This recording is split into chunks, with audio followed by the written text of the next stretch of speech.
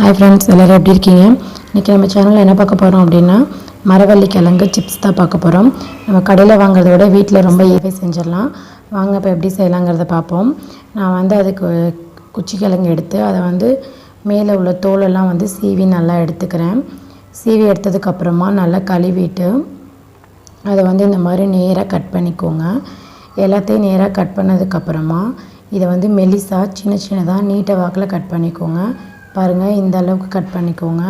உங்கள்கிட்ட கட்டர் இருந்துச்சுன்னா நீங்கள் அதில் கூட கட் பண்ணிக்கலாம். இப்போ எண்ணெய் நல்லா ஹீட் ஆகிடுச்சு. இப்போ நான் கட் பண்ணி வச்சுருக்க கிழங்க அதில் சேர்த்துக்கிறேன். நான் எதுவுமே போடலை, வெறுமனே கிழங்க மட்டும்தான் சேர்த்துருக்கேன். பாருங்கள், நல்லா வெந்து வந்துருச்சு. நல்லா வேகட்டும். நல்லா மொறுமொறுன்னு வந்ததுக்கப்புறமா அதை எடுத்துக்கலாம். பாருங்கள், ரெடி ஆகிடுச்சு. இப்போ இதில் கொஞ்சமாக உப்பும் கொஞ்சமாக மிளகாய்த்தூளும் சேர்த்துக்கோங்க. எந்த அளவுக்கு காரமும் உப்பும் தேவையோ அந்த அளவுக்கு சேர்த்துக்கோங்க. அவ்வளோதான், சூப்பரான மரவள்ளி கிழங்கு சிப்ஸ் ரெடி ஆகிடுச்சு. இந்த வீடியோ உங்களுக்கு பிடிச்சிருந்துச்சு அப்படின்னா மறக்காமல் லைக் பண்ணுங்கள், ஷேர் பண்ணுங்கள், உங்கள் ஃப்ரெண்ட்ஸ் அண்ட் ஃபேமிலிக்கு ஷேர் பண்ணுங்கள், கமெண்ட். இப்போ தான் என்னோடய சேனலை ஃபஸ்ட் டைம் பார்க்குறீங்க அப்படின்னா மறக்காமல் சப்ஸ்கிரைப் பண்ணிக்கோங்க. கூடவே பெல் ஐக்கானே கிளிக் பண்ணிக்கோங்க. தேங்க்யூ, பாய்.